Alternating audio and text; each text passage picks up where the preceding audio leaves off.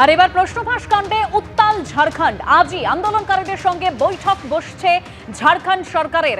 রাঁচিতে দফায় দফায় বিক্ষোভ মিছিল। রাঁচিতে বিধানসভা অভিযান ঘিরে তুলকালাম পরিস্থিতি তৈরি হয়। মুখ্যমন্ত্রী হেমন্ত সোরেনের পদত্যাগ দাবি বিজেপির। ঝাড়খণ্ড বিধানসভায় তুমুল বিক্ষোভ দেখায় বিজেপি।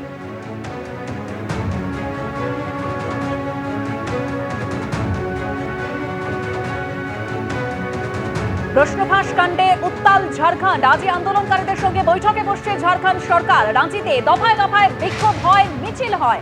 রাঁচিতে বিধানসভা অভিযান ঘিরে একেবারে তুলকালাম পরিস্থিতি।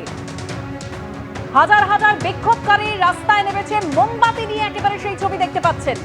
এভাবেই উত্তাল হয়ে ওঠে ঝাড়খণ্ড, যেখানে আজ আন্দোলনকারীদের সঙ্গে বৈঠকে বসছে ঝাড়খণ্ড সরকার।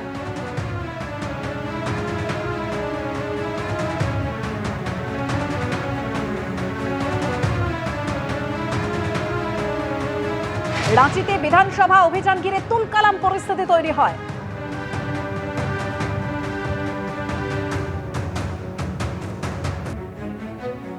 মুখ্যমন্ত্রী হেমন্ত সোরেনের পদত্যাগ দাবি বিজেপির। ঝাড়খণ্ড বিধানসভায় তুমুল বিক্ষোভ দেখানো হয়।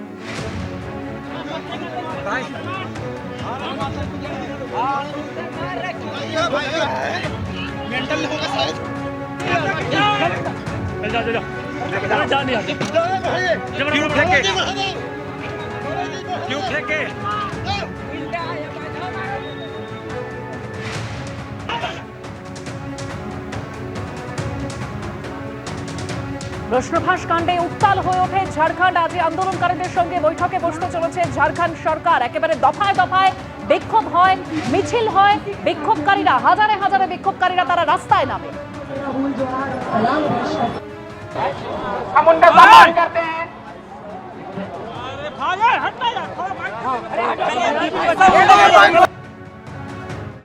ন্যাশনাল টেস্টিং এজেন্সির বিশেষজ্ঞদের একাংশই ফাঁস করেছিলেন নিট ইউজির প্রশ্নপত্র।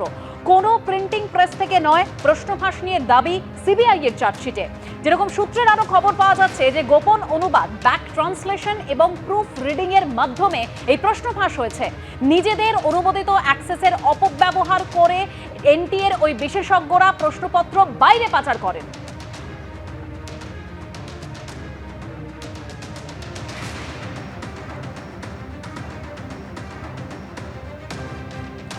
প্রশ্ন ফাঁসে বোটানি জুলজির বিশেষজ্ঞ মনীষা গুরুনাথ মন্ধারে জড়িত রয়েছেন। কেমিস্ট্রি প্রশ্নপত্র ফাঁস করেছেন এনটিএর বিশেষজ্ঞ পিভি কুলকার্নি। ফিজিক্সের বিশেষজ্ঞ মনীষা সঞ্জয় হাবলদার প্রশ্ন ফাঁস করেছেন প্রশ্নপত্রের তথ্য। আদালতে জমা দেওয়া চার্জশিটে এই তথ্য উল্লেখ করা হয়েছে সিবিআই এর তরফে। গত এপ্রিলে পিভি কুলকার্নি, মনীষা মন্ধার নিজেদের বাড়িতে স্পেশাল রিভিশন সেশন আয়োজন করেছিলেন। দাবি সিবিআই এর, কোনো ডিজিটাল প্রমাণ না রাখতে পরীক্ষার্থীদের হাতে লিখে নোট নিতেও বলা হয়েছিল। পরীক্ষার্থীদের নোটবুকের সিএফএসএল এবং জিকিউডির হ্যান্ডরাইটিং পরীক্ষা করা হয়েছে। তার সঙ্গে মিলিয়ে দেখা হয়েছে ৩রা মে নিট ইউজির পরীক্ষার প্রশ্নপত্র। সেগুলো হুবহু মিলে গেছে, উল্লেখ রয়েছে চার্জশিটে। খবর সিবিআই সূত্রে।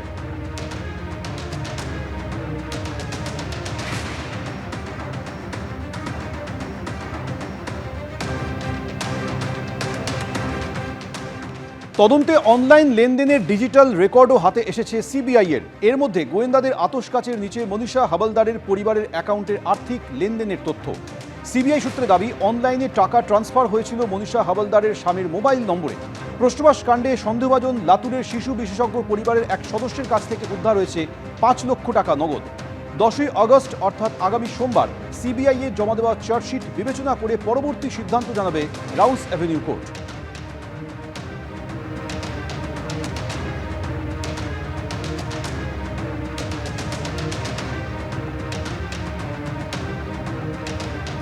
এবিপি আনন্দ, এগিয়ে থাকে, এগিয়ে রাখে।